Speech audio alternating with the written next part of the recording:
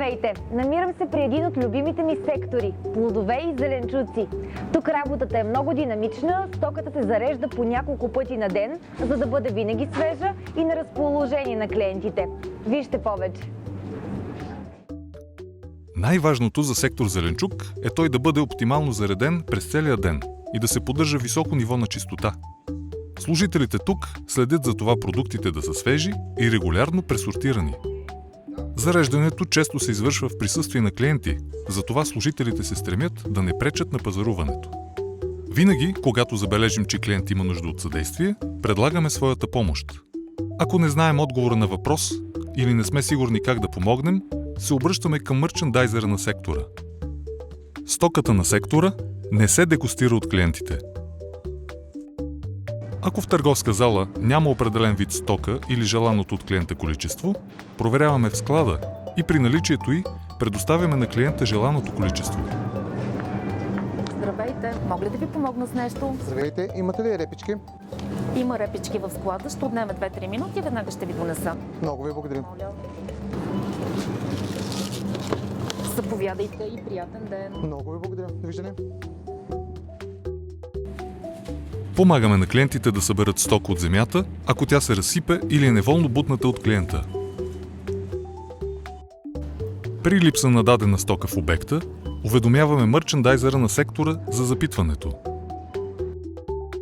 При поискано по-голямо количество от дадена стока, уведомяваме мърчендайзера на сектора, за да прецени ситуацията и да вземе решение. Акценти. Стоката се зарежда многократно през деня.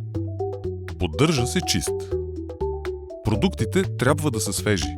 Трябва да се пресортират регулярно през деня. Зареждането се извършва, докато клиентите пазаруват.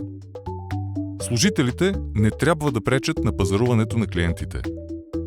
Предлагаме помощ на клиентите.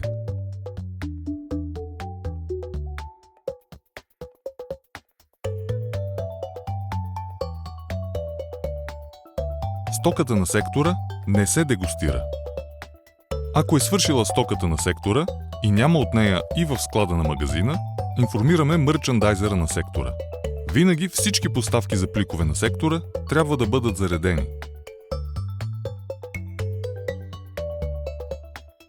Общи правила за работа на сектора. Всеки артикул трябва да има поставен етикет с актуална цена. Всяка стока на сектора има страна, държава на произход, който е или върху нашия етикет пред стоката, или на етикета върху опаковката на стоката. Секторът трябва винаги да е добре зареден. Да се поддържа постоянно чист.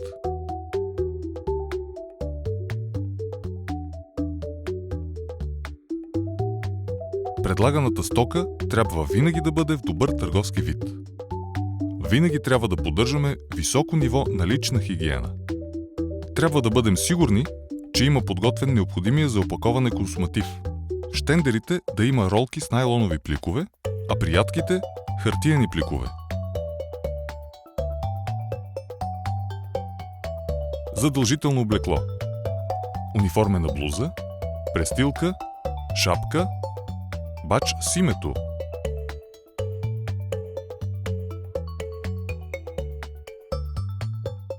Спазването на всички тези стандарти прави клиентите ни доволни и ги кара да се чувстват комфортно при пазаруването им при нас.